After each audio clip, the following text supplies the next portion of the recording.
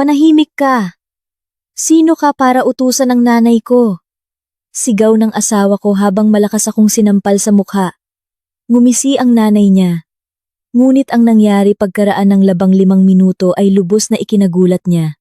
Bago tayo magpatuloy, paki-like po ang video na ito, mag-subscribe sa channel, at siguraduhing magsulat sa comments kung ano ang naiisip ninyo tungkol sa mga ganitong sitwasyon. Salamat po. Ngayon, maligayang pakikinig. Ang katahimikan sa maliit na 2-bedroom apartment sa labas ng Manila ay kakaiba, marupok, parang manipis na salamin na madaling mabasag. Ito ay binubuo ng regular na paghinga ng maliit na ilong sa kuna, ang tahimik na tunog ng orasan sa dingding, at ang halos hindi marinig na hum ng refrigerator. Si Katrina Bellarmino, isang 28 taong gulang na babae, ay nakaupo sa gilid ng sofa, takot na gumalaw, para hindi masira ang mahalagang harmoniya na ito. Ang kanyang anak na si Eman ay eksaktong 6 na buwan, ang edad. Sa nakalipas na kalahating taon, ang kanyang buhay ay naging sunod-sunod na gabing walang tulog, walang katapusang pagpapakain, at isang lahat-lahat na pakiramdam ng pagmamahal, napakatindi, na minsan ay gusto niyang umiyak. Tiningnan niya ang kanyang mga kamay. Sa halip na ang perpektong manicure na ipinagmamalaki niya noon, mayroon siyang maikling kuko at tuyong balat. Ang propesyon ng graphic designer ay tila naiwan sa isang nakaraang buhay. Bago ang maternity leave, bago si Eman, ngayon, ang kanyang pangunahing proyekto ay ang maliit na kulubot na kumpol na ito. Amoy gatas at katahimikan. Tahimik na bumukas ang pinto ng kwarto. Nakatayo sa pintuan ang asawa niyang si Stanley. Matangkad, maayos, at nakasuot ng perpektong plansadong kamiseta. Para siyang bisita mula sa ibang mundo. Mundo ng mga opisina, pulong, at deadlines. Tulog na, bulong niya. Papalapit sa kuna. Oo, tumango si Kat, lumapit sa kanya. Kakahele ko lang. Isang oras siyang nag-iyak. Maingat na hinagka ni Stanley ang ulo ng kanyang asawa. Mabango siya ng mamahaling pabango at kape. Ang amoy na ito ay palaging iniuugnay ni Kat sa pagiging maaasahan, sa tagumpay. Sa Stanley na minahal niya 2 taon na ang nakalipas sa isang corporate party. Siya ay isang promising department head sa isang malaking kumpanya ng IT. Siya ay isang simpleng designer. Ang kanilang pag-iibigan ay mabilis at maganda. Mukha kang pagod. Sabi niya, maingat na tinitignan ang mukha nito. Baka gusto mong bumisita sa magulang mo ngayong weekend. Magpahinga, matulog. Kaya ko namang alagaan si Eman mag-isa. Salamat, pero hindi muna ngayon. Ngumiti si Kat nang may pasasalamat. Kakarating lang ng nanay ko para tumulong. Sa pagbanggit ng ina, lumitaw ang bakas ng ginhawa sa mukha ni Stanley. Si Aling Lydia Corpuz, ang kanyang ina, ay dumating 1 linggo na, ang nakakaraan, mula sa kalapit na bayan, na may matibay na hangaring itayo ang kanilang pamilya. Isang babae. Siya ay masigla, mapagpasiya, isa sa mga taong laging nakakaalam kung ano ang pinakamahusay. Ang kanyang tulong ay pangunahing binubuo ng kritisismo, at hindi hinihinging payo, kung hindi tama ang pagbalot ni Kat sa bata, o kung hindi sapat ang lasa ng sabaw, o kung hindi niya pinupunasan ang alikabok sa mga sulok ng sapat na sipag. Teka, tungkol kay nanay, ibinaba ni Stanley ang boses. Pinapasa niya na nauubusan na siya ng paborito niyang instant coffee, yung nasa garapon na salamin. Pakisama mo na lang. Kapag maglalakad ka na kasama ang stroller. Tumango si Kat. Sa nakalipas na linggo, natutunan niya ang lahat ng pagkain ng kanyang biyenan. Isang tiyak na uri ng tsaa. Iyon lamang ang yogurt dessert. Tinapay mula sa isang partikular na panaderya. Hindi kumikilala si Aling Lydia ng kompromiso. Pumasok siya sa kanilang buhay bilang may-ari. At si Kat, na pagod sa mga gabing walang tulog, ay walang lakas na makipagtalo. Nais lang niya ang katahimikan at kapayapaan. Nang gabing iyon, habang magkasama silang tatlo sa kusina, muling binuksan ng biyenan ang kanyang paboritong paksa. Tinitignan ko kayong mga kabataan. At nagtataka ako, Simula niya. Hinahalo ang asukal sa tasa. Lahat ng ginagawa ninyo ay kakaiba. Bahay na may utang, asawa na nasa maternity leave, at walang trabaho. Bata na laging umiiyak. Nag-iisa kong pinalaki ang aking Stanley. Maagang namatay ang kanyang ama. Nagtrabaho ako ng 2 trabaho. At ang bahay ay laging malinis. At ang aking anak ay busog at malinis. Tahimik na kinakalikot ni Kat ang kanyang malamig na tinidor sa lugaw. Narinig na niya ang kuwentong ito sa ika-5 pagkakataon. Nakaupo si Stanley, nakatingin sa kanyang telepono, at nagkunwaring hindi nakarinig. Ganun na lang lagi ang ginagawa niya kapag nagsisimula ang kanyang ina sa kanyang mga monologo. Huwag kang pansinin, sasabihin niya mamaya. Nag-aalala lang siya sa atin. At ikaw, Kat, pinabayaan mo na ang sarili mo. Patuloy ni Aling Lydia, sinusuri ang kanyang manugang mula ulo hanggang paa. Payat ka. Maputla. May eye bags ka. Gusto ba ng mga lalaki ang ganoong asawa? Kailangan ng lalaki ng inspirasyon. Isang kagandahan. Hindi isang pagod na asawa. Nanikip ang dibdib ni Kat. Sa sama ng loob. 4 na oras lang siyang natutulog bawat gabi. Ang lahat ng kanyang oras at lakas ay napupunta kay Eman. Gusto niyang isigaw. Nawala siyang 1 minuto para sa sarili niya, na pinangarap niyang makapunta sa salon o magbabad sa batya ng higit sa 10 minuto. Ngunit nanatili siyang tahimik. Ang anumang salita niya ay maituturing na pagtatalo bilang kawalang galang sa mga nakatatanda. Ma, bakit ka nagsisimula? Tamad na tanong ni Stanley. Hindi inaalis ang tingin sa screen. Kat, isang bagong ina. Normal lang na mapagod siya. Normal? Sumabog si Aling Lydia. Nung pinanganak kita, bumalik na ako sa trabaho pagkatapos ng 1 linggo. At ngayon, 6 na buwan na siyang nasa bahay at nagrereklamo tungkol sa pagod. Tumayo siya mula sa mesa. Ipinapahiwatig na tapos na ang usapan. Habang dumadaan kay Kat, huminto siya at patronizingly natapikin ang kanyang balikat. Sige bata, tuturuan kita kung paano maging mabuting asawa at ina. Ang mahalaga, sundin mo ang mga nakatatanda. Nagtungo si Aling Lydia sa balkonahe. Makalipas ang ilang segundo, umakyat ang matinding amoy ng usok ng tabako sa bahagyang nakabukas na pinto ng kusina. Ang biyenan ay naninigarilyo ng 1 pakete bawat araw. Laging alam ito ni Kat, ngunit dati ay hindi ito mahalaga.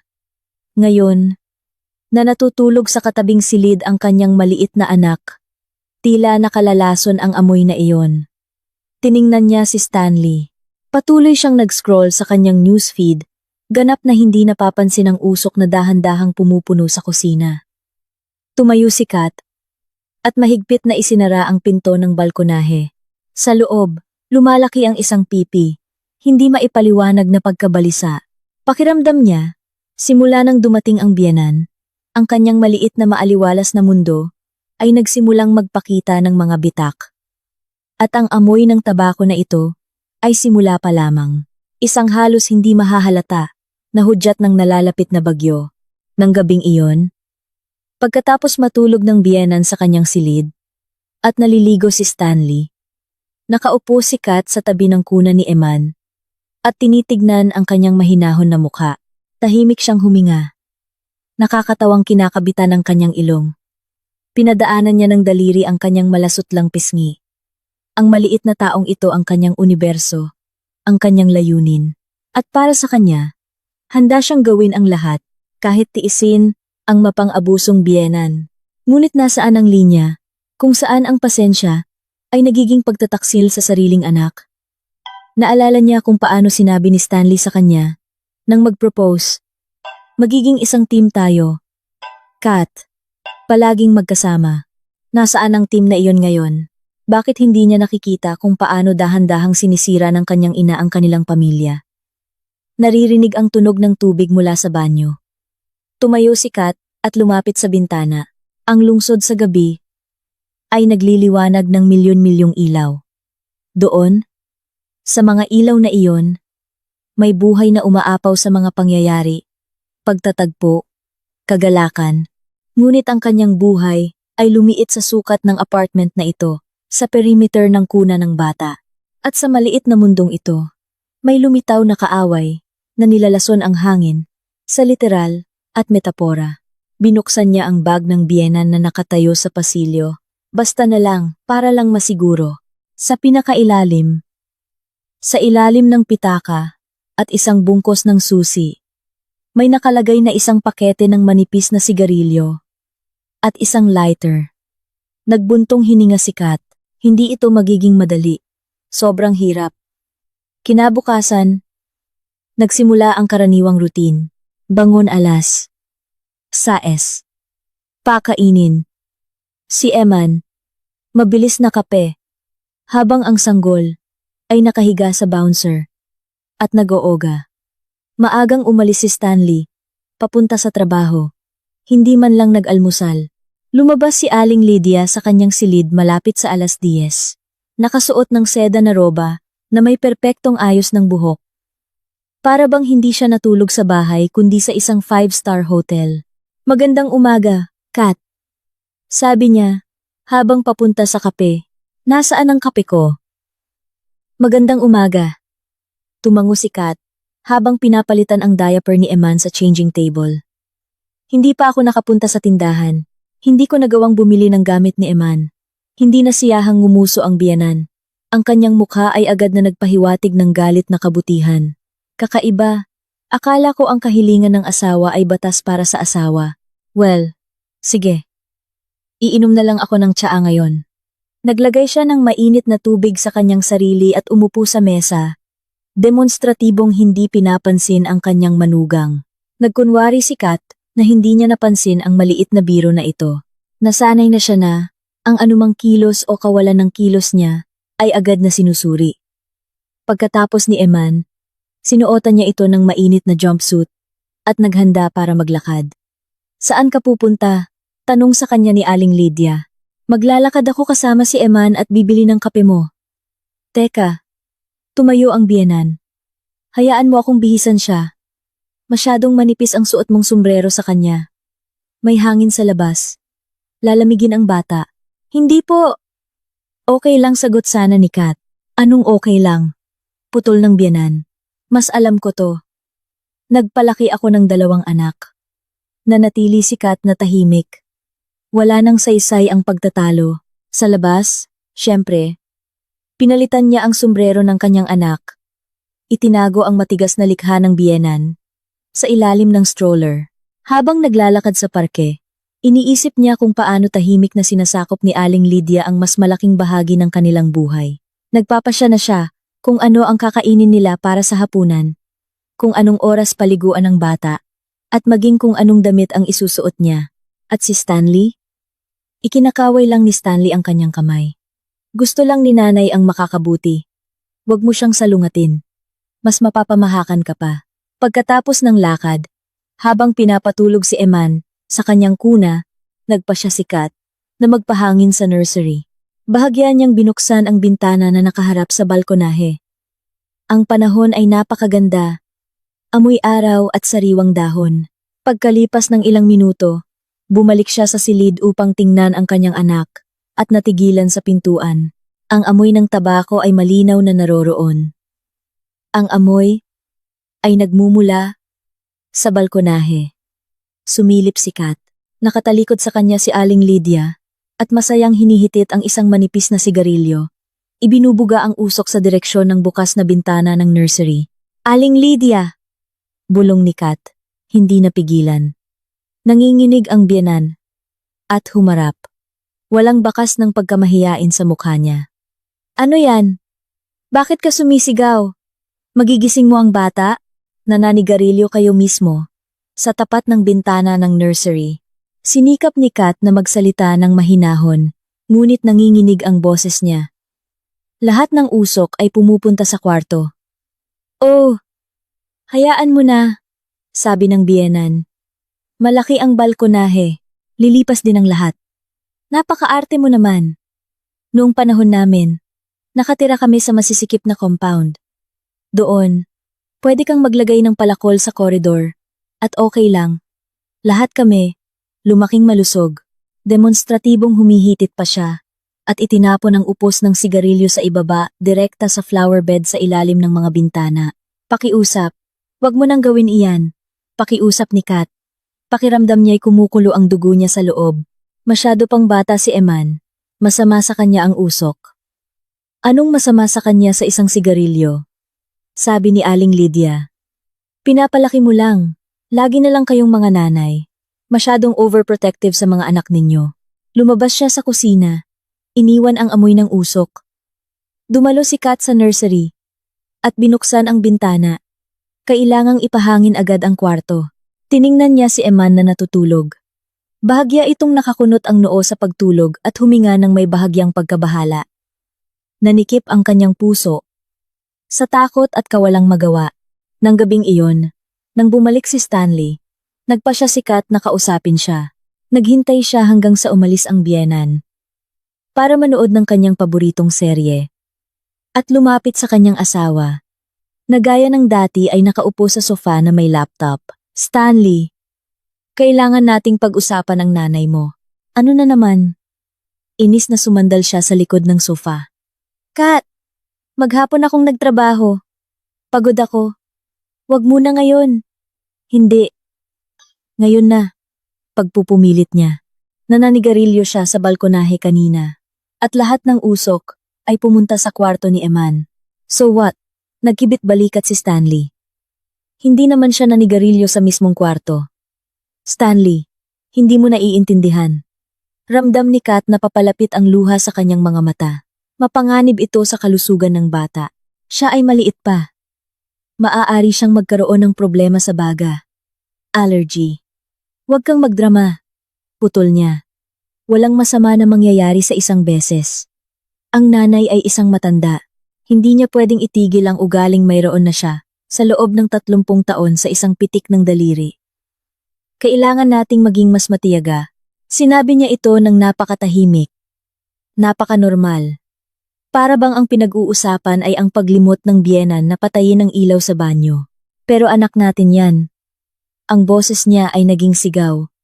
Wala ka bang pakialam? Hindi ko pinapansin.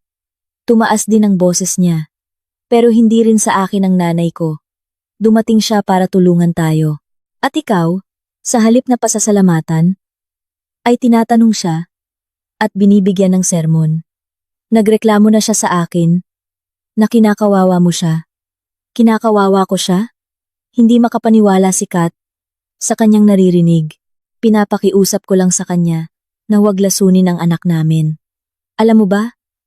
Sinara ni Stanley ang kanyang laptop. Kayo na lang ang mag-ayos. Ayokong mapagitna sa inyong dalawa. Mahal ko kayong dalawa.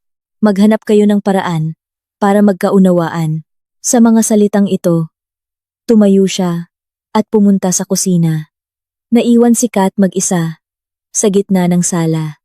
Ang mga luha ay dumadaloy sa kanyang pisngi. Pakiramdam niya ay pinagtaksilan siya. Ang taong nangakong magiging sandalan niya ay simpleng naghugas ng kamay, iniwan siyang mag-isa sa problema ng kanyang ina. Nang gabing iyon, unang naisip ni Kat na mas mahal ni Stanley ang kanyang ina kaysa sa kanya. Nakakatakot ang pag-iisip na ito, at sinikap niyang iwaksi ito. Iniuugnay ang lahat sa pagkapagod pagkatapos manganak at sa hormones. Ngunit sa isang lugar sa kaibuturan ng kanyang kaluluwa, ang malamig na binhi ng pagdududa ay nakatanim na. Hating gabi, nang natutulog na ang lahat, pumasok si Kat sa kusina para uminom ng tubig. Muli, may halos hindi marinig na amoy ng tabako sa hangin. Lumapit siya sa bintana. Sa bintana, sa likod ng kurtina, may nakalagay na ashtray.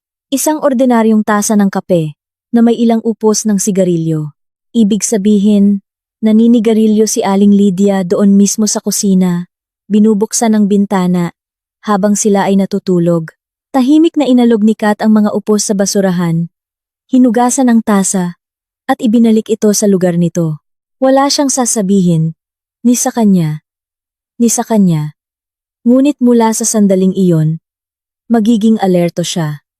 Ang digmaan ay idineklara, bagaman walang salita, at sa digmaang ito, lalabanan niya ang kanyang anak Nang mag-isa, lumipas ang 1 linggo, puno ng tahimik at nakakapagod na pagtutunggali.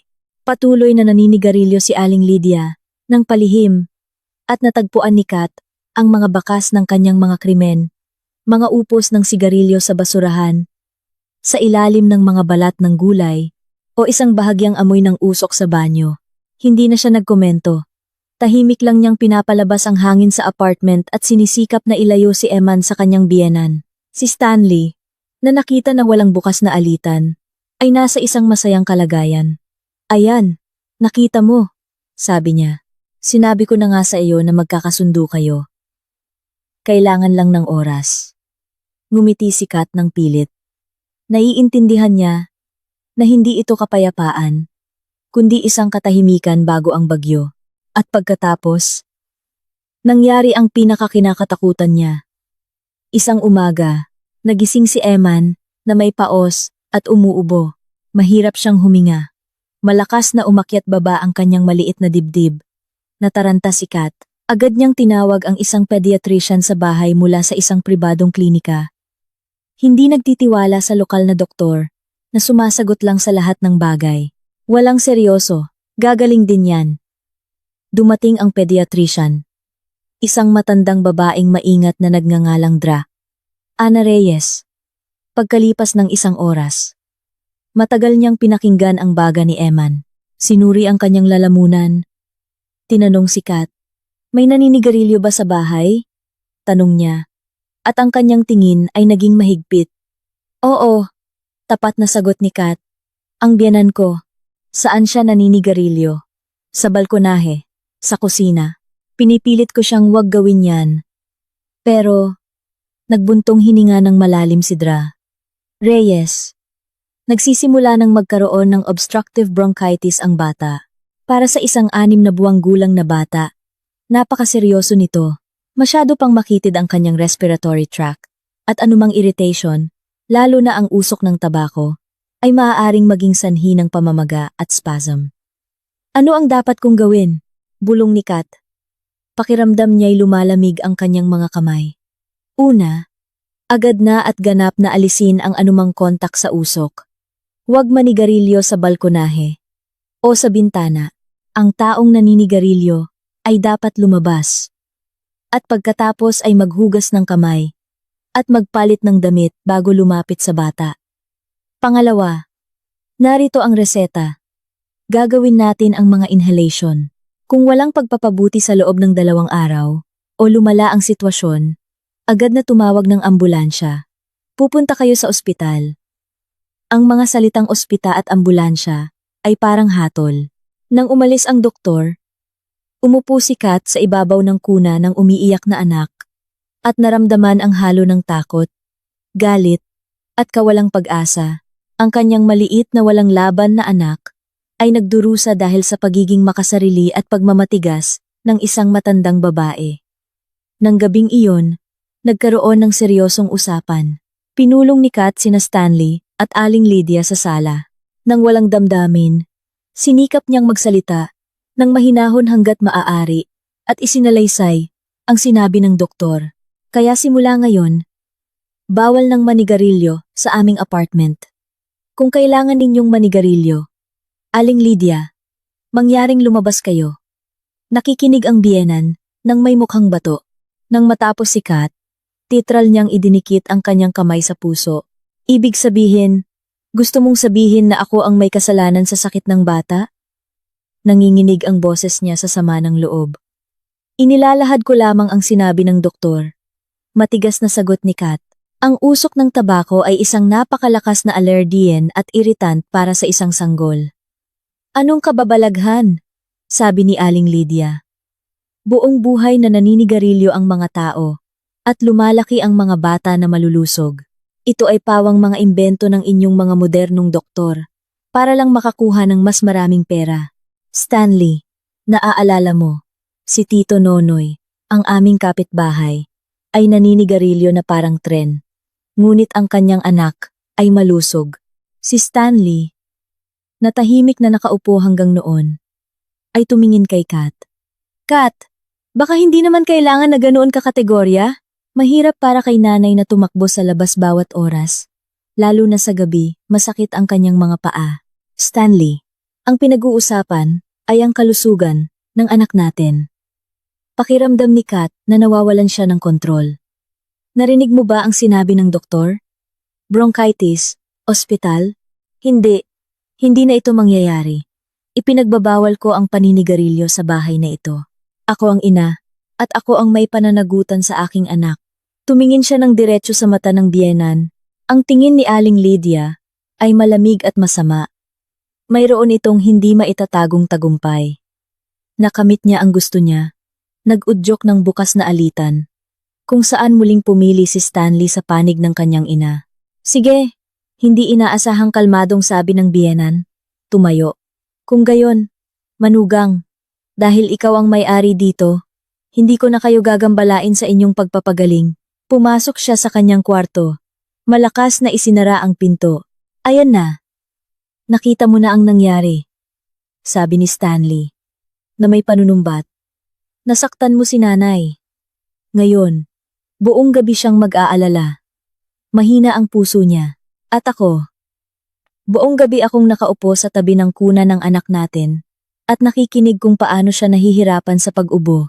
Putol ni Kat at pumasok sa nursery. Isang bangungot ang gabing iyon. Halos hindi nakatulog si Eman. Sinisira ng ubo ang kanyang maliit na dibdib. Bawat 2 oras, ginagawa ni Kat ang kanyang inhalasyon. Karga-karga siya. Sinusubukang pakalmahin. Natulog si Stanley sa sala sa sofa para magpahinga bago magtrabaho. Ilang beses siyang sumilip sa nursery na may antok na mukha at nagtanong, "Kumusta kayo dito?" Nagkaroon siya ng isang masamang panaginip. Nasa isang madilim, mausok na labirint siya at hindi makahanap ng labasan. At sa malayo, umiiyak ang kanyang anak. Nagising siya sa iyak na ito. Muling umubo si Eman. Kinuha siya ni Kat. Mainit siya. Ipinakita ng thermometer ang 38.5.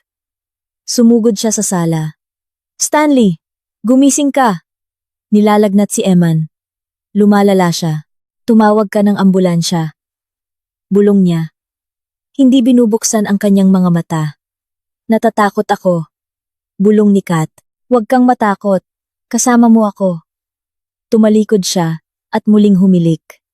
Nakatayo si Kat sa gitna ng kwarto at tiningnan ang kanyang natutulog na asawa, ang taong nangakong magiging kasama niya sa hirap at ginhawa. Sa sandaling iyon, naramdaman niya ang isang nakapanginginig na kalungkutan. Nag-iisa siya sa laban na ito, ganap na nag-iisa. Nag-aalinlangan ang mga kamay. Tinawagan niya ang emergency. Pagkaraan ng 15 minuto, sila ni Eman ay nasa ospital na. Hindi nagising si Stanley. At hindi man lang lumabas si Aling Lydia sa kanyang kwarto. Amoy chlorine at takot ang mga koridor ng ospital. Inilagay si Kat at Eman sa isang hiwalay na silid sa infectious ward. Kinumpirma ang diagnosis. Talamak na obstructive bronchitis. Ang sumunod na ilang araw ay naging walang katapusang sunod-sunod na pamamaraan. Iniksyon, IV drips, inhalations. Umiyak si Eman sa sakit at takot. At umiyak din si Kat kasama niya. Pakiramdam na may kasalanan siya dahil hindi niya ito naprotektahan. "Stanley, anong sabi ng doktor?" Sabi ng doktor, kung 2 araw pa ang passive smoking, maaaring magkaroon na ng pneumonia. Namutla si Stanley. "Patawad." Mahina niyang sinabi. "Hindi ko akalain na ganoon kaseryoso." Kinausap ko si nanay. Nag-aalala siya ng sobra. Umiiyak. Nangako siya na hindi na siya maninigarilyo sa apartment. Hindi ako naniniwala sa kanya. Putol ni Kat. "Kat, wag naman ganoon." Talaga siyang nagsisisi. Sinubukan niyang yakapin ito, ngunit lumayo ito. "Hindi ako handa para doon ngayon. Kailangan kong makasama ang aking anak." Tumayo si Stanley, nang medyo nag-aalinlangan at umalis. Naiwan ang isang pakiramdam ng kapaitan at pagkabigo. Ang kanyang paghingi ng tawad ay tila formal. Ang pag-aalala para sa kanyang ina ay mas tapat kaysa sa kanyang anak. Pagkalipas ng 5 araw, pinalabas sila. Mas maganda ang hitsura ni Eman Halos nawala ang ubo, ngunit mahina siya at masungit. Nakakabahala ang pag-uwi. Hindi alam ni Kat kung ano ang aasahan. Sinalubong sila ni Aling Lydia ng kunwari init. Nagluto siya ng hapunan, abala sa paligid ni Eman. At nag-aha at ang payat na ng aking manugang. Kat, patawarin mo ako. Ang matanda kong bobo. Sabi niya ng gabing iyon, nang silang dalawa na lang ang nasa kusina. Ayoko talagang sakta ng aking apo. Wala nang ni isang sigarilyo sa bahay. Sumusumpa ako. Puno ng luha ang kanyang mga mata. At halos naniwala si Kat sa kanya. Siguro, talagang naapektuhan siya ng sakit ng kanyang apo? Baka naunawaan niya ang kanyang pagkakasala. Ang sumunod na ilang araw ay naging mapayapa sa bahay. Hindi nga naninigarilyo ang biyenan sa apartment.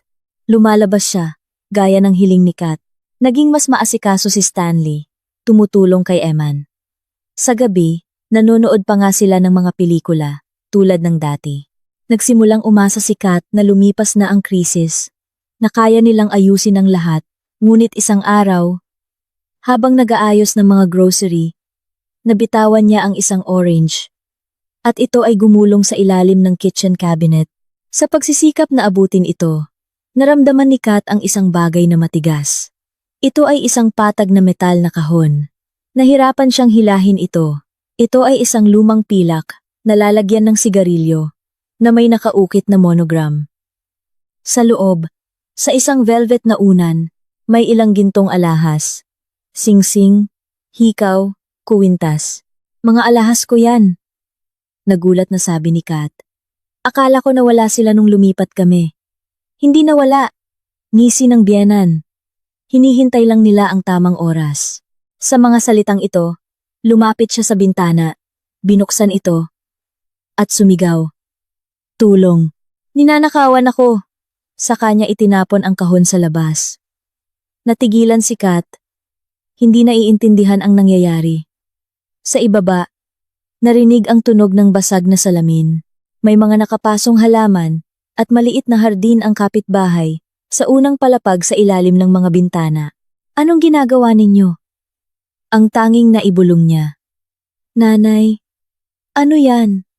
Sigaw ni Stanley. Sumugod sa bintana. Ngunit huli na. Bumukas ang pinto ng apartment at lumabas ang dalawang pulis. Nakatayo si Mang Victor sa likod nila na may mukhang bato. May tumawag ba ng pulis dito? Tanong ng isa sa kanila ng mahigpit. Oo, ako ang tumawag. Agad na sumigaw si Aling Lydia. Itinuturo si Kat. Narito siya. Ang babaeng yan. Pumasok siya sa aming apartment. Tinakot ako. At ninakaw ang aking mga alahas. At pagkatapos ay itinapon sa bintana. Upang itago ang mga ebidensya. Tumingin ang mga pulis kay Kat. Nakatayo siya sa gitna ng silid. Namumutla na parang kumot. At hindi makapagsalita. Ito ay isang uri ng walang katuturan. Nakakatakot na palabas. Ginang, sumama po kayo sa amin, sabi ng pangalawang pulis, papalapit sa kanya. Sandali lang. Sumabat si Mang Victor. May mali rito. Anak ko ito. At bahay niya ito. Kanya? Tumawa si Aling Lydia ng hysterical na tawa. Wala siyang karapatan dito. Tanungin mo ang anak ko. Stanley, sabihin mo sa kanila. Lahat ng mata ay napatingin kay Stanley. Nakatayo siya sa bintana, namumutla na parang pader, at nakatingin minsan sa kanyang ina, minsan kay Kat. Ito ang sandali ng katotohanan. Ang sandali kung kailan kailangan niyang pumili. Stanley, mahinang tawag ni Kat. Tumingin siya sa kanya, at walang laman ang mga mata niya. Hindi ko alam, bulong niya. Sumisigaw si nanay. Pumasok siya. Nagsimulang humingi ng kung ano-ano. Hindi niya siya ipinagtanggol. Hindi man lang niya sinubukang sabihin ang totoo. Natakot lang siya at ipinagtaksil siyang muli. Malinaw, sabi ni Mang Victor. Ang kanyang boses ay kalmado. Ngunit may tunog ng bakal. Kaya, anak, huwag kang mag-alala. Humara siya sa mga pulis. Mga kasama, ako si Vice Presidente Victor Belarmino, isang retiradong tenyente koronel 25 taon, sa Criminal Investigation Unit, at idineklara ko na may nagaganap na krimen dito, lalo na ang maling ulat at tangkang pandaraya. Nag-atubili saglit si Aling Lydia, ngunit agad na bumalik sa kanyang sarili. "Huwag ninyo siyang pakinggan!" Sigaw niya. Siya ang ama niya. Kinukupkop niya siya. At ito ang tignan niyo ngayon. Inilabas ni Mang Victor ang telepono sa kanyang bulsa. Ako, alam ninyo, ay isang lumang investigador at sanay akong i-record ang lahat, lalo na kapag nakikipagkita sa mga ganitong klase ng tao. Pinindot niya ang button. At napuno ang silid ng boses ni Aling Lydia. Ang mismong narinig ni Kat kanina. "Ano na? Bruha, masaya ka na? Sinira mo ang pamilya. Akala mo ba ibibigay lang namin sa iyo ang apartment ng ganoon-ganoon lang?" Nagpatuloy ang pag-record. Nilalaman ang bawat salita, bawat banta, kasama na ang sarili niyang sigaw. "Tulong, ninanakawan ako." Ang mukha ng biyenan ay nagbago sa harap ng kanyang mga mata. Nawala ang kulay, kumpiyansa, at galit. Naiwan na lang ang takot. Bumagsak si Stanley sa sofa. Hawak ang kanyang ulo. Nagtinginan ang mga pulis. "Sige, ginang," sabi ng senior. Papalapit kay Aling Lydia. "Ngayon, mukhang kailangan nating sumama sa inyo. Ngunit hindi pa ito ang katapusan. Ang pinakamalaking dagok ay paparating." Sa sandaling hawakan ng pulis si Aling Lydia sa siko, si Kat, na tahimik kanina, ay biglang humakbang pasulong. Tiningnan niya ang kanyang ngayon ay tiyak na ex-husband. At ngayon, Stanley. Ang pinakakawili-wili, mahina niyang sinabi. Ngunit sapat na para marinig ng lahat. "Naalala mo nung sinigawan mo ako? Manahimik ka. Sino ka para utusan ng nanay ko?" Tumingin siya sa kanya ng may takot. "Kaya, ako si Katrina Bellarmino, ang babaeng pinagtaksilan mo, ang ina ng iyong anak, at ang may-ari ng apartment na ito. At alam mo kung bakit?"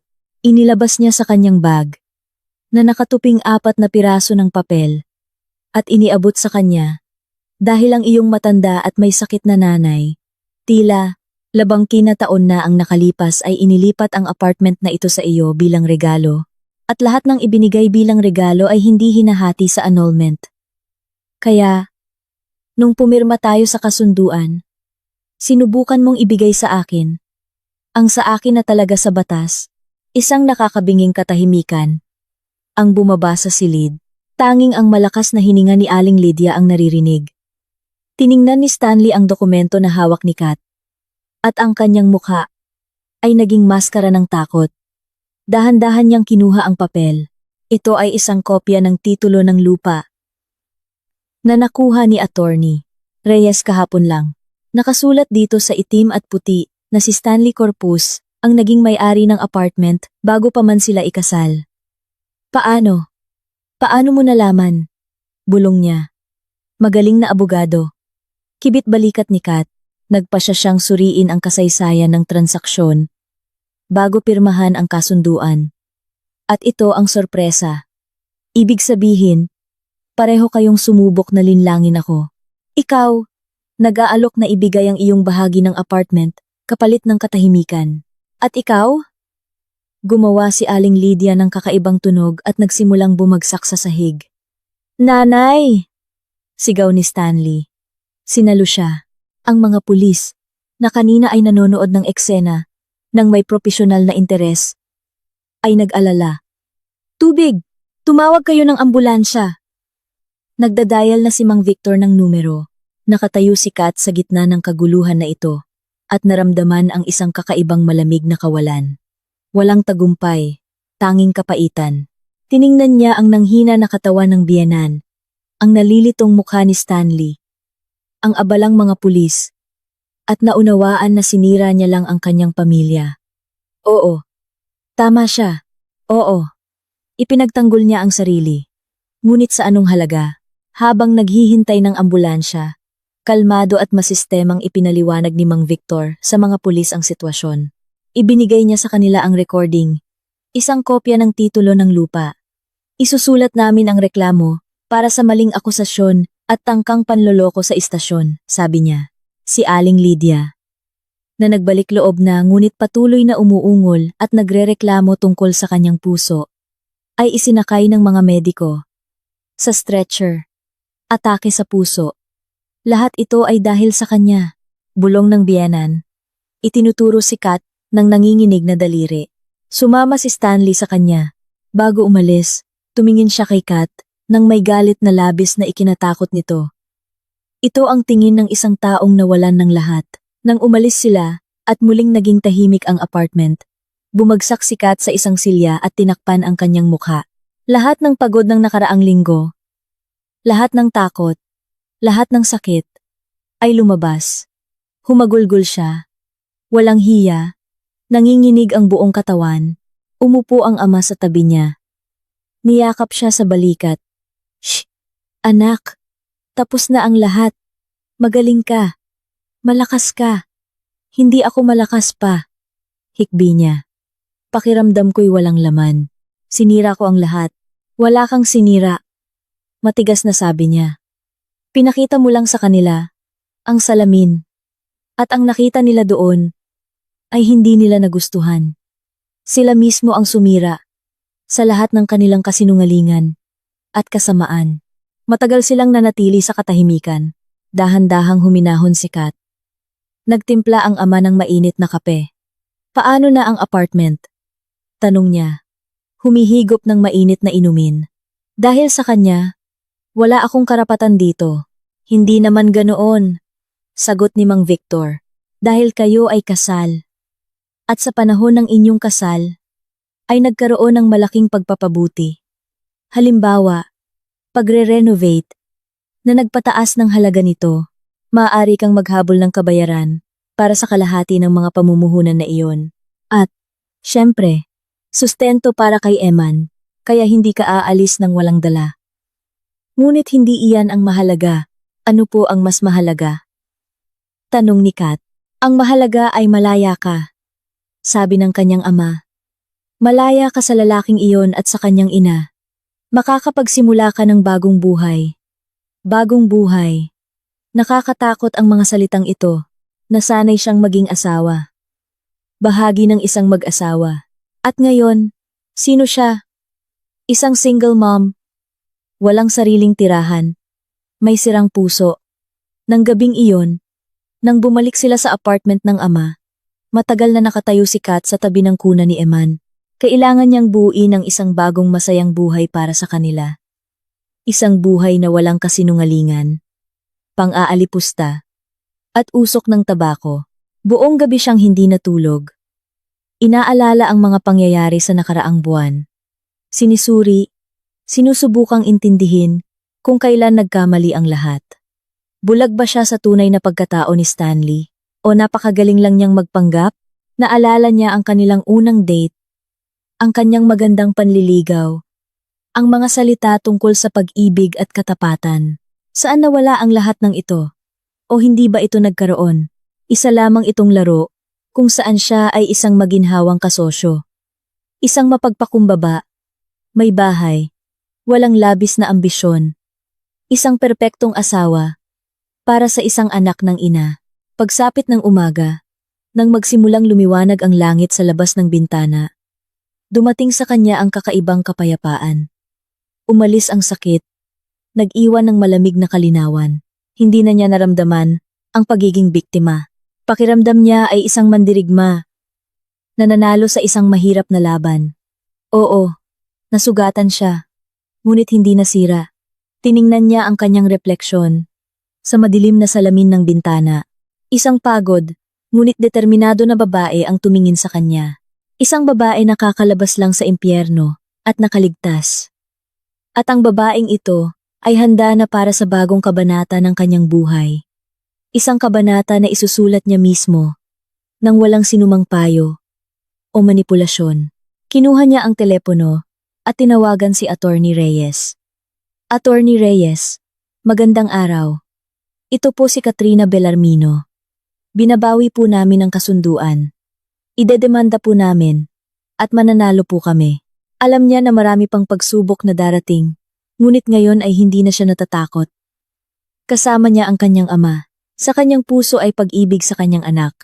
At sa kanyang kaluluwa ay bagong natagpo ang lakas. Ang lakas ng isang babae na nakaranas ng pagtataksil, ngunit hindi bumagsak, kundi naging mas matatag. Ang estado ng emosyonal na pamamanhid na dinanas ni Kat pagkatapos ng mga dramatikong pangyayari sa apartment ay dahan-dahang lumisan, napalitan ng isang mapurol, sumasakit na kirot. Ito ay parang paggising pagkatapos ng isang komplikadong operasyon, nawala ang anesthesia, at bawat nerve, bawat selula ng katawan ay nagsimulang maramdaman ang mga kahihinatnan ng pinagdaanan. Mekanikal siyang nag-alaga kay Eman. Pinapakain siya. Pinapalitan ang kanyang diaper. Naglalakad kasama siya sa parke, malapit sa bahay ng kanyang ama. Ngunit ang lahat ng kanyang ginawa ay automatiko, walang dating kagalakan. Ang mga kaisipan, na parang mga mapanuksong langaw, ay patuloy na umiikot sa iisang bagay. Si Stanley, ang kanyang pagtataksil, ang kasinungalingan ng biyenan, ang nasirang kasal. Paulit-ulit na umiikot sa kanyang isip ang senaryo ng sampal, ang walang laman na tingin ni Stanley nang kailangan niyang ipagtanggol, ang mapanuksong ngiti ni Aling Lydia. Ang mga larawang ito ay nagdudulot ng matinding galit minsan. At minsan naman ay mga alon ng labis na awa sa sarili. Minsan, habang tinitignan si Emma na natutulog, nagsisimula siyang umiyak ng tahimik, walang tunog, para hindi niya ito magising, at hindi niya takutin ang kanyang ama. Pakiramdam niya ay tapos na ang kanyang buhay. Na hindi na siya muling makakapagtiwala sa mga lalaki. Hindi na siya muling magiging masaya. Nakita ni Mang Victor ang kalagayan ng kanyang anak, at sinikap na manatili sa tabi niya. Ngunit hindi niya pinilit ang kanyang kalooban. Kinuha niya ang ilan sa mga responsibilidad sa pag-aalaga sa kanyang apo, na nagbigay kay Kat ng pagkakataong makapag-isa, kahit isang oras, upang makabawi. Hindi niya ito binigyan ng sermon, hindi nagsabi ng mga karaniwang bagay, tulad ng gagaling din yan sa paglipas ng panahon. Nasa tabi lang siya, tahimik, maaasahan, tulad ng isang bato. Isang gabi, pumasok siya sa kwarto nito. Nakaupo si Kat sa sahig. Nag-aayos ng mga lumang photo album. Sa mga kumukupas na larawan ay ang kanyang mga magulang, bata, masaya. Narito sila sa isang demonstrasyon. Narito sila sa isang picnic. Narito siya nakarga ang bagong silang na si Kat. Ang nanay mo ay isang napakalakas na babae. Tahimik na sabi ni Mang Victor. Umupo sa tabi niya. Alam ko, bulong ni Kat. Hindi inaalis ang tingin sa litrato kung saan tumatawa ang nanay niya habang kinakaway siya sa swing. Nang nagkasakit siya, halos walang binigay na pagkakataon sa kanya ang mga doktor, patuloy ng ama. Ngunit lumaban siya hanggang sa huling araw. Hindi para sa sarili niya, kundi para sa iyo.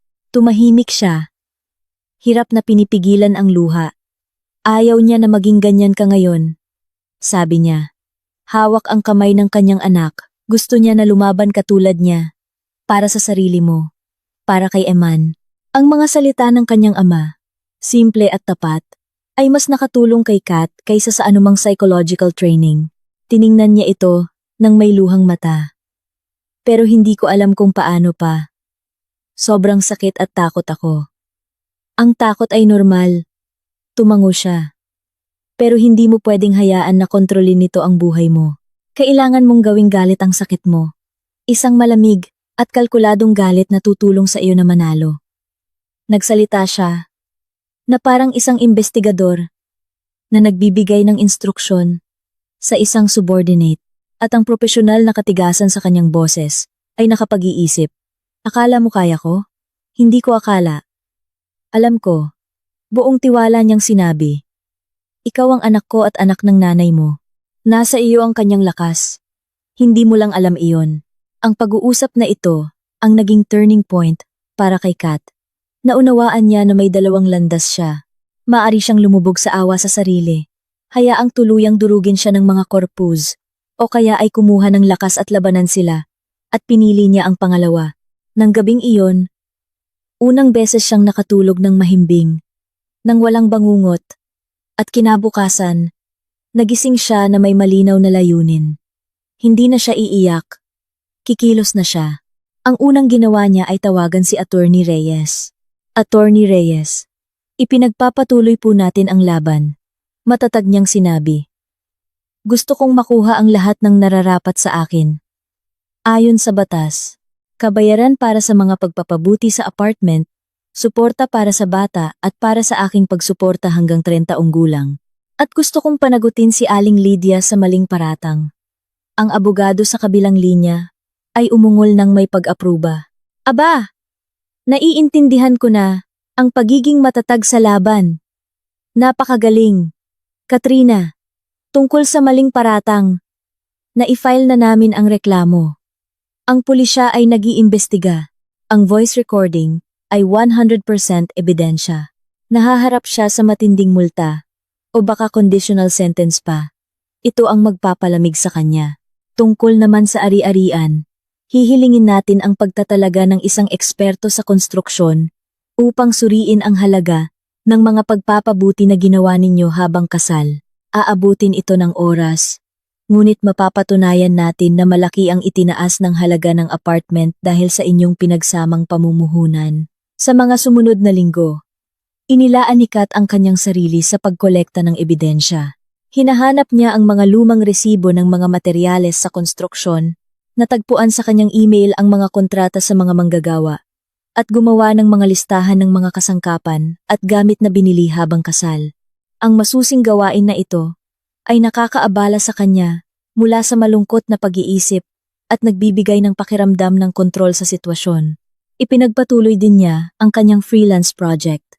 Ang kliyente, kakaiba, ay pumayag ng tapat niyang ipaliwanag ang sitwasyon at humingi ng extension. Pagkatapos ng proyekto, hindi lang siya nakatanggap ng bayad, kundi pati na rin ang kumpiyansa sa kanyang sarili. Kaya niyang magtrabaho, kumita, at bigyan ng kabuhayan ang kanyang sarili at ang kanyang anak. Hindi siya isang walang magawang biktima, tulad ng gusto ni na Stanley at ng kanyang ina. Isang araw, habang naglalakad kasama si Eman sa parke, nakasalubong niya ang kanyang matandang kaibigan sa universidad na si Lani, na hindi niya nakita halos 1 taon. Kat, kumusta? Niyakap siya ni Lani. Gaano nakatagal? Sino yan kasama mo? Umupo sila sa bangko, at si Kat, nang hindi inaasahan ng sarili, ay sinabi ang lahat sa kanya. Nakikinig si Lani nang hindi nagpapaabala, at ang kanyang masayahin na mukha ay unti-unting naging seryoso. Ang gago naman. Walang pakialam niyang sabi nang matapos si Kat at ang nanay niya. Bruha, makinig ka. Hindi mo ba naisip? Biglang tumahimik si Lani. Nagkunwari ng tuso. Ano? May ideya ako. Kung paano natin sila mapagsasabihan. Hindi sa legal na paraan, kundi sa isang paraan na makapagbigay ng leksyon. Para hindi na sila ulit gumawa ng ganoon. Ang ideya ni Lani ay matapang at medyo mapaglaro, ngunit nagustuhan ito ni Kat. Mayroon itong isang bagay na tumutugma sa kanyang bagong estado. Isang pagnanais na hindi lamang ipagtanggol ang sarili, kundi ang magbigay ng ganti. Isang ganti na magpaparamdam sa kanila ng kahit bahagi ng sakit at pagkapahiya na dinanas niya. Nanatili sila sa parke ng 1 pang oras. Pinag-uusapan ang mga detalye. At nang umuwi si Kat, unang beses na may ngiti sa kanyang labi sa mahabang panahon. Hindi ito ang sapilitang ngiti na ipinapakita niya sa nakaraang mga buwan. Ito ay ang ngiti ng isang babaeng mayroon ng plano. Isang plano para sa maliit, ngunit napakahustisya na paghihiganti. Ang planong iminungkahi ni Lani ay simple at henyo sa kanyang pagiging simple. Lani, pagtataksil, domestic violence, isang mapanlinlang na biyenan. Gusto ng mga tao ang ganyan. Iminumungkahi mo bang magsulat ng artikulo? Tanong ni Kat, nang may pagdududa. Pero ilalabas lang natin ang aming mga problema sa publiko. Hindi naman sila nahiya na ilabas ang kanilang mga problema, di ba? Sumagot si Lani. Si Aling Lydia. Aha, ang ideya ay magsulat ng isang anonymous na kwento, batay sa mga kaganapan sa buhay ni Kat. Palitan ang mga pangalan, ilang detalye, ngunit panatilihin ang esensya. Ang asawa ay isang tirano, ang biyenan ay isang manipulator. Ang kwento ng sampal, ng pagpapakulong, ng pagnanakaw, at ng deed of donation sa apartment. Naiintindihan mo, masigasig na pangangatwiran ni Lani. Si Stanley ay nagtatrabaho sa isang malaking kumpanya ng IT. Siya ay isang pampublikong figure, isang manager. Ang reputasyon ay lahat para sa kanya. Ngayon, isipin mo na lang na nabasa ng kanyang mga kasamahan, ng kanyang boss, ang kwentong ito. Siyempre, hindi nila alam nang sigurado na siya ang pinag-uusapan, ngunit ang mga detalye, ang magpapaisip sa kanila, lalo na kung magdaragdag tayo ng ilang pahiwatig. Ang mga pahiwatig ay banayad, ngunit makikilala ng mga nakakaalam ng sitwasyon. Tumigil ka, Lani. Putol niya. Kat, hindi ito paghihiganti. Ito ay pagtatanggol sa sarili. Kailangan mong ipakita sa kanya na hindi ka na natatakot. Matagal na nag-isip si Kat. Sa isang banda, ito ay parang tsismis, parang paghihiganti. Sa kabilang banda, naalala niya ang mga salita ng kanyang ama. Gawing galit ang sakit mo. Ang artikulong ito ay maaaring maging paraan niya para ilabas ang lahat ng naipon. At sa parehong oras, ay saktan ang pinakamasakit na bahagi ni Stanley, ang kanyang pagmamataas at reputasyon. Pumayag siya. Ilang gabi silang magkasama ni Lani. Nagtatrabaho sa teksto. Nagsasalita si Kat. Sumusulat si Lani. Ginagawang makinis at nakakagulat na salaysay ang kanyang magulo at emosyonal na alaala. Ang pagtatrabaho sa artikulo ay may hindi inaasahang epekto ng therapy sa pagtalakay sa kanyang kuwento ng paulit-ulit. Tila tinitignan niya ito mula sa labas. Nakita niya hindi lamang ang kanyang sakit, kundi pati na rin ang kanyang mga pagkakamali. Ang kanyang labis na pagtitiwala, ang kanyang kawalan ng kagustuhang mapansin ang mga babala, ang kanyang pagiging pasibo. Napakabobo ko, sabi niya isang beses, pagkatapos ng kuwento, tungkol sa isa pang pagkapahiya. Hindi ka ganoon, Lani. Hay naku, tumakbo ka na. Ang nanay niya ay isang halimaw. Binasa ni Kat ang mga komento at gumaan ang kanyang pakiramdam. Hindi siya nag-iisa. Libu-libong kababaihan ang dumaan sa gayong karanasan. At ang kanyang kuwento ay maaaring makatulong sa isang tao. Makapagbabala, makapagbigay ng lakas. Nang gabing iyon, tumawag si Stanley. Ang kanyang boses ay nababali sa galit. Anong ginawa mo, bruha? Sigaw niya sa telepono nang walang anumang paunang salita. Anong sinasabi mo? Kalmadong tanong ni Kat, bagamat bumilis ang tibok ng puso niya. Huwag kang magkunwari, yang artikulo. Lahat sa trabaho ay nagbubulungan sa likuran ko. Ang boss ko ngayon ay masama ang tingin sa akin. Anong artikulo? Patuloy na nagkunwari si Kat na walang alam. Hindi ako nagbabasa ng mga portal ng balita sa bayan. May iba akong pinagkakaabalahan. Ikaw, at sinadya mo yan? Hinika niya sa galit. Nagpasya kang sirain ang aking karera. Stanley, kung may sumisira man sa iyong karera, ikaw mismo iyon sa iyong mga ginawa. At kung nakilala mo ang iyong sarili sa isang anonymous na kuwento, baka dapat mong pag-isipan kung bakit. At ibinaba niya ang telepono. Makalipas ang isang oras, tumawag si Lani. Kaya, may reaksyon pa ba? Mayroon. Ngiti ni Kat. Tumawag siya. Sumigaw. Nag-akusa. Magaling! Masayang sabi ni Lani. Ibig sabihin, tumama tayo sa target. Magpakatatag ka, kaibigan. Ngayon ay mas galit siya. Naging tama si Lani. Sa susunod na paglilitis, mas agresibo sina Stanley at ang kanyang abogado.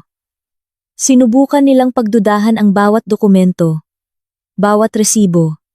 Ngunit handa si Attorney Reyes. Malamig niyang sinagot ang lahat ng kanilang atake. At pagkatapos ay gumanti. Kagalang-galang na hukom. Sabi niya sa hukom. Nais po naming isama sa kaso ang isa pang ebidensya na naglalarawan sa pagkatao ng akusado. Iniabot niya sa hukom ang isang USB flash drive. Narito ang mga video recording na ginawa sa apartment ng nagsasakdal at ng akusado. Malinaw nilang ipinapakita kung anong psikolohikal na kapaligiran ang dinanas ng aking kliyente. Tumayo ang abogado ni Stanley. Protesta! Ito ay iligal na pagkuha ng larawan. Paglabag sa pribadong buhay. Ang pagkuha ng larawan ay ginawa sa sariling apartment ng aking kliyente, pagtatalo ni Attorney Reyes, na may layuning protektahan ang kalusugan ng kanyang menor de edad na anak. At tungkol naman sa pribadong buhay, maraming interesanteng bagay sa mga recording na ito. Halimbawa, kung paano naninigarilyo si Aling Lydia Corpuz malapit sa sanggol. Kung paano siya nagsasalita tungkol sa kanyang manugang. Kung paano niya sinisira ang kanyang ari-arian, kumunot ang noo ng hukom, at kinuha ang flash drive.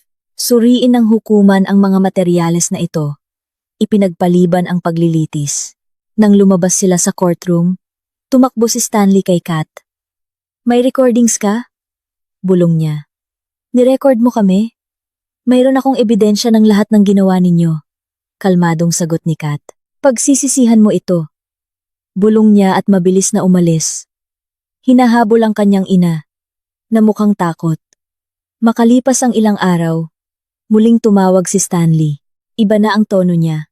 Pagod at talunan. Kat, tapusin na natin ito. Pumapayag ako sa mga kondisyon mo. Anong mga kondisyon? Tanong ni Kat. Kompensasyon? Sustento? Lahat ng gusto mo. Alisin mo lang ang mga recordings na yan. Huwag mong ipakita sa kanila. Kung makita ng aking mga boss. Bakit ako magtitiwala sa iyo? Tanong ni Kat. Dahil pagod na ako. Tapat niyang sagot. Pagod na ako sa digmaang ito. Araw-araw akong pinapakialaman ng nanay ko. May problema sa trabaho. Ngayon pa itong mga recording. Tahimik si Kat. Wala siyang naramdamang kagalakan.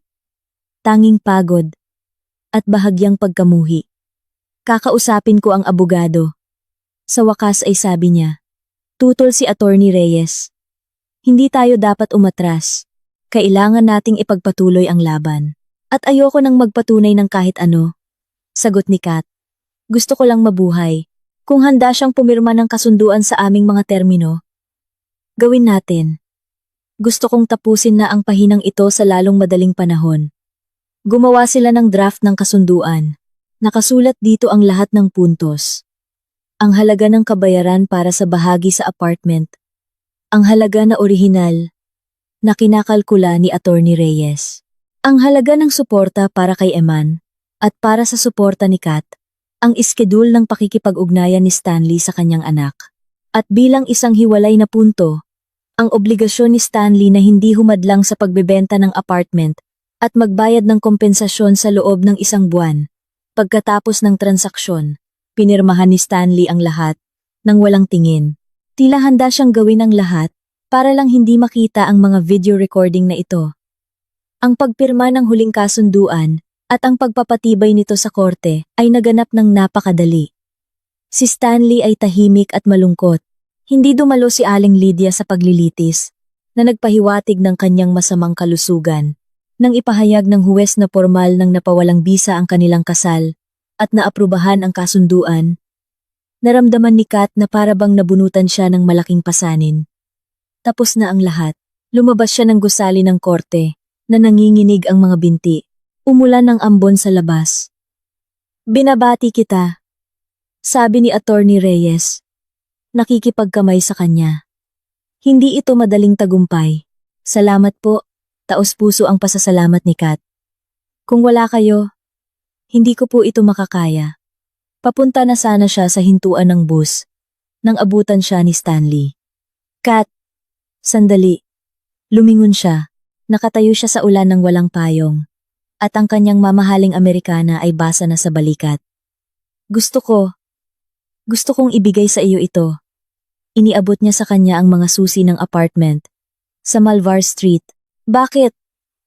Hindi niya naiintindihan. Hindi naman ako titira doon. Ibabenta ang apartment. Alam ko. Tumango siya. Pero habang hindi pa nabebenta, pwede kang tumira doon. Malamang masikip sa bahay ng tatay mo. At kunin mo ang mga gamit mo. Marami pa doon na sa iyo. Nagsalita siya ng mahina. Hindi siya tinitignan sa mata. Saan ka titira? Lilipat ako sa nanay ko. Ngumisi siya ng baluktot. Masaya siya. Kinuha ni Kat ang mga susi. Kakaiba ang lungkot na naramdaman niya para sa kanya sa sandaling iyon. Ang dating tiwala sa sarili. Matagumpay na lalaki ay ngayon ay mukhang nawawala at kaawa-awa. Paalam, Stanley, sabi niya. Paalam, sagot niya. At lumakad papalayo. Yumuko sa ilalim ng ulan. Kinabukasan, kasama ang kanyang ama, pumunta si Kat sa kanyang dating apartment. Sa loob ng ilang buwan na hindi siya naroroon, ang apartment ay naging parang isang bachelor's pad. Ang lababo ay puno ng maruruming plato. Nakakalat sa sahig ang mga damit. At ang hangin ay may amoy ng panis na pagkain. Oo, sabi ni Mang Victor, habang tinitignan ang paligid. Hindi nagtagal ang saya. Kung walang babae, mabilis na nasira ang lahat. Nagsimula silang mag-ayos ng mga gamit. Masusing inilagay ni Kat sa mga kahon ang kanyang mga damit, libro, at plato. Ang bawat bagay ay nagdulot ng isang alon ng mga alaala. Ito ang tasang pinag-inuman nila ng tsaa sa gabi. Ito ang kumot na ginamit nila sa panunood ng pelikula. At ito ang frame ng kanilang kasal na nakatago sa dulong sulok ng istante. Kinuha niya ang larawan, mga masaya at nakangiting mukha. Tila ito ay nasa ibang buhay. Kinuha niya ang larawan mula sa frame at pinunit ito sa maliliit na piraso. Kailangan ng palayain ang nakaraan. Sa aparador, sa istante ni Stanley, nakita niya ang isang pamilyar na patag na kahon. Iyon ang pilak na lalagyan ng sigarilyo ng kanyang biyenan. Walang laman ito, tila nalimutan ito ni Aling Lydia sa kanyang pagmamadali. Pinagdudahan ito ni Kat at itinapon sa kahon ng basura. Hindi na niya kailangan ng mga ebidensya o mga paalala. Nang gabing iyon, halos tapos na ang lahat. Tumunog ang doorbell. Binuksan ni Kat. Nakatayo sa pintuan si Aling Lydia. Mukha siyang masama. Maputla. Payat. Na may maitim na bilog sa ilalim ng kanyang mga mata. Pwede bang pumasok? Mahina niyang tanong. Bakit? Nagulat na tanong ni Kat. Gusto kong makipag-usap. Nag-alinlangan si Kat. Ngunit pinapasok pa rin siya. Si Mang Victor, na lumabas ng silid nang marinig ang ingay, ay tahimik na tumayo sa pinto, handa sa anumang sandali na makialam. Gusto kong humingi ng tawad, sabi ni Aling Lydia. Hindi nakatingin kay Kat. Napakabigla nito na nataranta si Kat. Hindi ko alam kung ano ang sasabihin sa iyo. Hindi mo kailangan magsalita. Tumingin ang biyenan sa kanya, at nakita ni Kat ang mga luha sa kanyang mga mata. Pakinggan mo lang. Buong buhay kong kinatatakutan ng maiwanan. Namatay ang aking asawa nang si Stanley ay 10 taong gulang pa lang. Inilaan ko sa kanya ang lahat ng sarili ko, ang buong buhay ko. At nang pinakasalan kanya, natakot ako. Natakot ako na makalimutan niya ako. Na hindi na niya ako kailangan. At nagsimula akong gumawa ng mga kabobohan. Nagselos ako. Kinikwento. Sinisikap kong patunayan na mas mahalaga ako. Muntik ka na niyang... Huminto siya sa mismong pinto at lumingon. Paano ang lalagyan ng sigarilyo? Ito ay sa lolo mo. Ang tanging alaala ng aking ama. Kung makita mo, pakiusap, ibalik mo.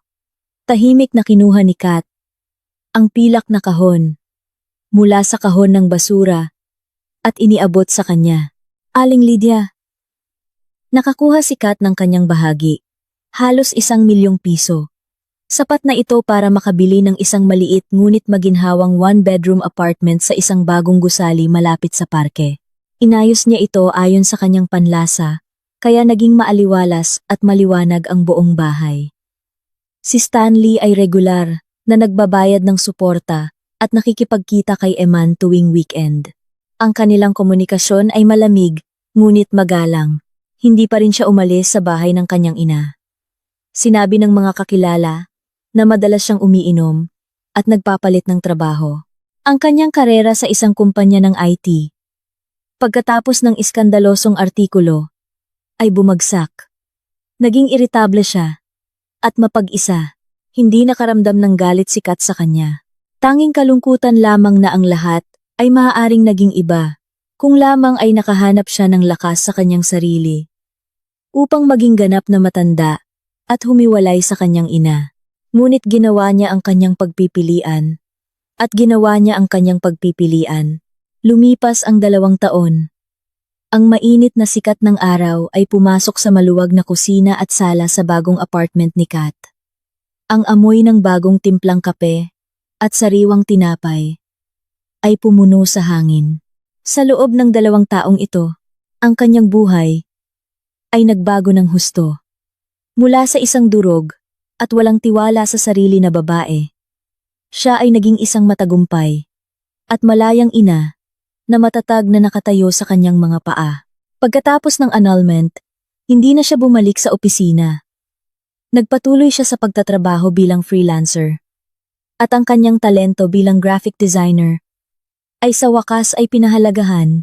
Ang word of mouth ay mas epektibo kaysa sa anumang advertisement. Nagkaroon siya ng mga malalaking kliyente, stable na kita, at, higit sa lahat, ang kakayahang magtrabaho mula sa bahay at gumugol ng maksimum na oras sa kanyang anak. Nagbasa siya ng marami, nag-yoga, nagsimulang matuto ng Italyano, nagbubukas siya ng isang bagong mundo para sa kanyang sarili, kung saan siya ang pangunahing karakter, hindi isang pangalawang karakter sa drama ng iba. Ang relasyon niya kay Stanley at sa kanyang ina ay unti-unting nawala. Patuloy pa rin siyang nakikipagkita kay Eman. Ngunit lalo itong dumadalang. Madalas niyang kinakansela ang mga ito sa huling sandali dahil sa pagiging abala o masamang pakiramdam. Hindi nagpumilit si Kat. Nakita niya na hindi nalulugod ang kanyang anak sa mga pagtatagpo na iyon. Si Stanley ay malayo sa kanya. Hindi niya alam kung ano ang sasabihin, kung ano ang gagawin. At si Aling Lydia ay hindi na muling sinubukang makipag-ugnayan sa kanya. Narinig ni Kat mula sa mga karaniwang kakilala na lubos siyang nanghina, nagkasakit, at halos hindi na lumalabas ng bahay. Ang kanyang plano upang kontrolin ang buhay ng kanyang anak ay nabigo at ito ang sumira sa kanya. Hindi nakaramdam ng kagalakan si Kat, tanging isang tahimik na kalungkutan tungkol sa kung paano ang isang mapanirang pagkahilig, ang pagnanais na magkaroon ng kapangyarihan sa ibang tao, ay maaaring lasunin ang sariling buhay at ang mga nasa paligid. May lumitaw na bagong tao sa kanyang buhay. Ang pangalan niya ay Andre. Siya ay isang arkitekto, isang hiwalay sa asawa na ama, ng isang kaakit-akit na 5 taong gulang na anak, na babae. Hindi sinasadya silang nagkakilala sa parke nang hindi magkasundo ang kanilang mga anak sa swing. Nagsimula silang mag-usap, pagkatapos ay muling nagkita. Pagkatapos ay muli, kabaligtaran si Andre ni Stanley, kalmado, maaasahan, at maasikaso.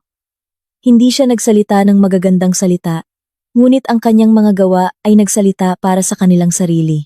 Maaari siyang dumating ng hating gabi mula sa kabilang dulo ng lungsod upang ayusin ang kanyang tumagas na gripo. Nakikinig siya sa kanyang mga kwento tungkol sa trabaho nang may tunay na interes. Minahal niya si Eman at tinrato ito na parang sariling anak. Si Mang Victor, na sa simula ay nag-ingat sa lahat ng lalaki, ay nagbigay ng pahintulot pagkatapos makilala si Andre. Mabuting tao. Totoo. Makakasama mo siya kahit saan. Ngayon, inaasahan nila si Andre at ang kanyang anak na si Anna. Nagluto si Kat ng kanyang signature pie, ang mismong sinubukan niyang lutuin para kay Stanley noon, ngunit lagi niyang nakikita ang mga kakulangan dito. Ngunit gustong-gusto ito ni Andre. Tumunog ang doorbell. Si Eman, na may masayang sigaw na Tito Andre, ay tumakbo sa pasilyo. Sumunod si Kat. Nakatayo si Andre sa pintuan na may malaking bouquet ng daisies, ang kanyang paboritong bulaklak, at isang malaking kahon. Mahihiyain si Anna, na nagtatago sa likuran niya. Hello, mga ganda! Ngiti ni Andre. Ibinabigay kay Kat ang mga bulaklak. Para sa inyo. Pumasok siya, kinarga si Eman, at inikot-ikot sa kwarto. Tumawa ng malakas ang bata. Tiningnan sila ni Kat. At ang kanyang puso ay napuno ng isang tahimik, Mainit na kaligayahan. Iyon mismo ang pinangarap niya noon. Kaligayahan. Na binuo hindi sa pagmamahal at magagandang pangako, kundi sa respeto, pag-aalaga, at tiwala. Nakaupo sila sa mesa, umiinom ng tsaa na may pie. Naglalaro ang mga bata sa katabing silid. Nagkukuwento si Andre tungkol sa kanyang bagong proyekto. Si Kat tungkol sa isang nakakatawang pangyayari, sa isang kliyente. Napakasimple ng lahat, napaka-natural, napakatama. Alam mo, sabi ni Andre, hinawakan ang kanyang kamay. Bawat araw, nagpapasalamat ako sa tadhana para sa mga swing sa parke. Ako rin. Ngumiti si Kat. Sa sandaling iyon, nagbigay ng maikling tunog ang kanyang telepono. May dumating na mensahe. Saglit niyang tiningnan ang screen. Hindi kilalang numero. Kumusta? Si Stanley ito. Alam kong wala akong karapatan. Pero gusto kong batiin ka sa kaarawan ni Eman. Ngayon ay 2. At kalahating taon na siya. Naalala ko. Sabihin mo sa kanya na mahal siya ng kanyang ama. At patawarin mo ako sa lahat. Maging masaya ka. Tahimik na binura ni Kat ang mensahe. Wala siyang naramdamang galit o sama ng loob. Tanging bahagyang pagtataka. Na naaalala pa niya ang petsang iyon. Sa wakas, pinalaya na siya ng nakaraan. Lumingon siya kay Andre. Na tumitingin sa kanya. Nang may kaunting pag-aalala. Okay ka lang? Oo. Tumango siya. Napakahusay ng lahat. Idinikit niya ang sarili sa kanyang balikat. Nakikinig sa tawa ng mga bata mula sa katabing silid. At iniisip kung gaano kaliko. At hindi mahuhulaan ang landas patungo sa kaligayahan. Minsan, kailangan mong dumaan sa pagtataksil upang matutunan mong pahalagahan ang katapatan. Minsan, kailangan mong maranasan ang sakit upang makahanap ng tunay na kagalakan. Minsan, ang pinakamadilim na gabi ay bago ang bukang liwayway. Dumating na ang kanyang bukang liwayway. At alam niya na nasa unahan niya ang isang mahaba, maliwanag, at masayang araw.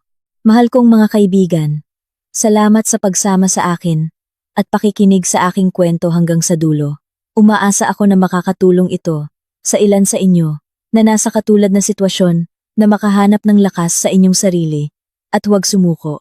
Alalahanin na karapat-dapat kayo sa respeto at kaligayahan. Huwag kailanman hayaang hikayatin kayo ng sinuman na baliktarin ang katotohanan.